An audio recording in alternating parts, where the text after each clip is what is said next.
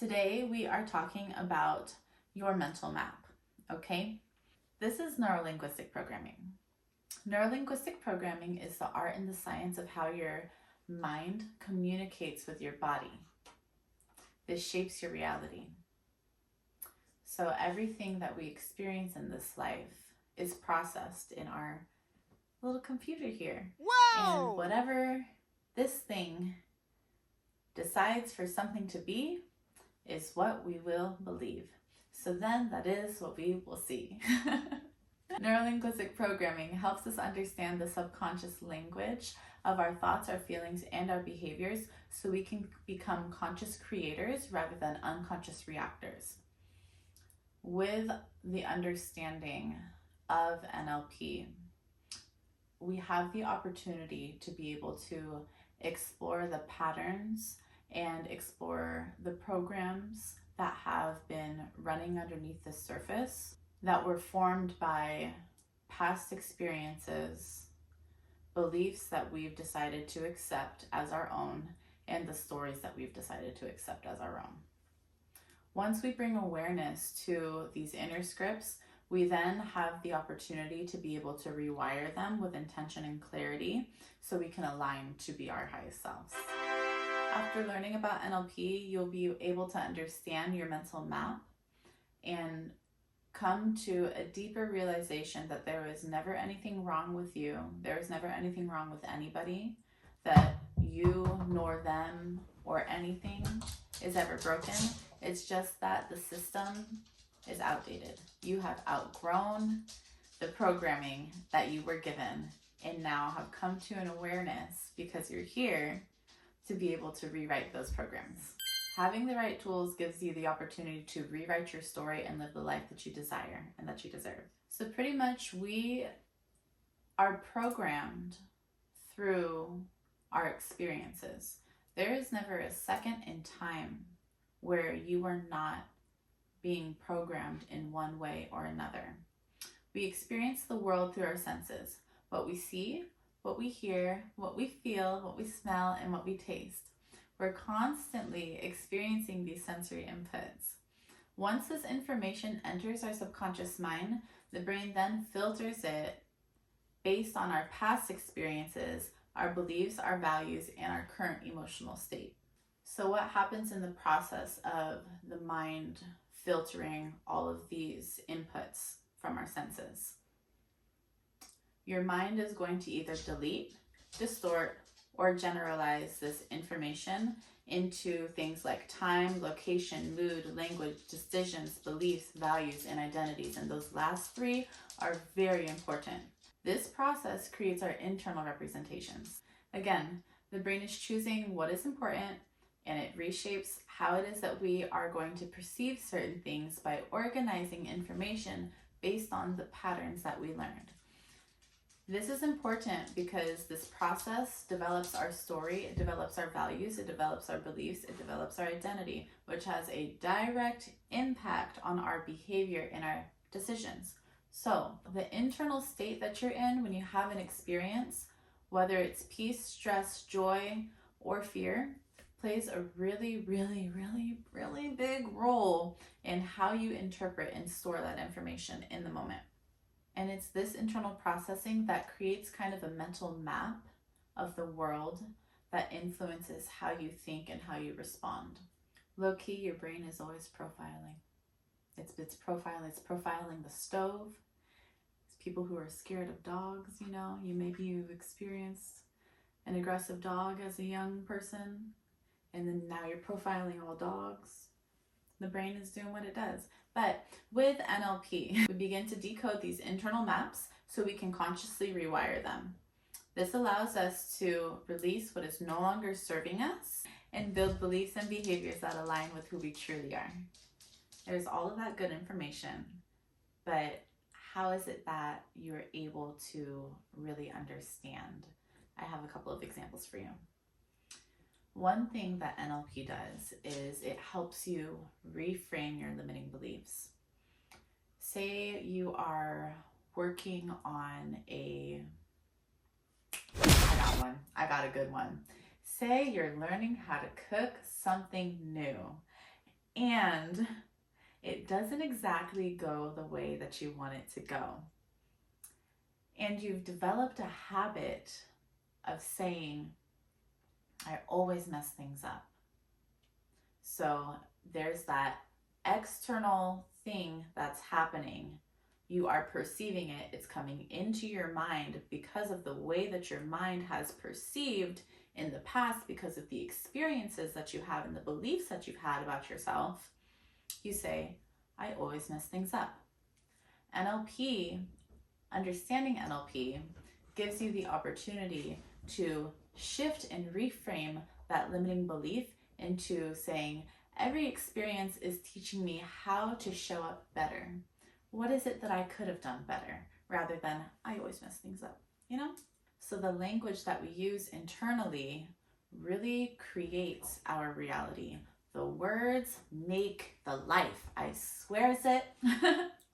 So by changing your story, it gives you the opportunity to shift your outcome. It shifts your physiology. So in this example, being in a space where you're like, I always mess everything up, that's very low vibe. When you can change your words and shift your mind to, wow, this really taught me what not to do and what I could do better.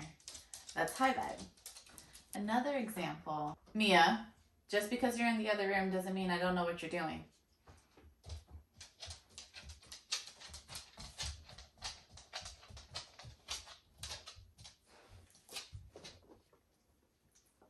Another example of how NLP is helpful and beneficial is that it helps us have awareness of the representational system that we have developed or can develop. As we're processing this world through what we see, what we hear, what we feel, what we smell, and what we taste, being able to identify those different things gives you the opportunity to ask better questions to be able to shift your perspective. So if you have a habit of saying things like, I just don't see how it's going to work out. I don't see it. You can ask yourself instead, what would it look like if everything did work out exactly how I wanted it to work out? What does that look like? What is it that I'm going to experience when everything goes my way? How am I going to feel? What am I going to be eating every day? How am I going to celebrate? What is it going to look like? Because your brain cannot tell the difference between what is actually physically being experienced in this reality versus something that we're reading or something that we're imagining and thinking about. So it gives us the opportunity to expand our mind. That brings us into example number 3. Now that you know how your mind operates, you can be mindful of how you speak to yourself. You now have a tool to be able to shift your inner voice to somebody who is sweet and kind and optimistic. Not to say that you're not sweet, kind, and optimistic, but when we get sad, and that's okay. I have a lovely example. Oftentimes, people, we just speak so freely and so freely. Sometimes we have the habit of saying things like, I'm too lazy to go to the gym. What? And you're telling me that you want that fit body? Oh no. Oh no. Instead of saying something like, I'm so lazy, you can take a deep breath, be mindful of the reality that you are creating in front of yourself, and say something more like, I'm learning to listen to my energy and act with intention. And although I might feel like I don't want to do much right now, I know that taking action in alignment with my goals is going to serve me. The way that we talk to ourselves is so important. To really talk to ourselves with love and with care that's the key to winning. When I was in high school, I had this guidance counselor. I was so sad when she left, man. I was so sad when she left. She left. I was like, you didn't even tell me. Anyways, I had this guidance counselor and she was just the best. I used to say things to myself. I was so nasty to myself. I would just tell myself all day, I'm like, you're just a dumb bitch. You're just a dumb, stupid bitch. Right? Like, oh, this version of me would never. Oh my goodness. And so she told me that talking to myself that way was a form of self-harm. And when she said that, I was like, what am I supposed to do? How am I supposed to talk to myself? I don't know. What? Self-harm? They're just words. What do you mean?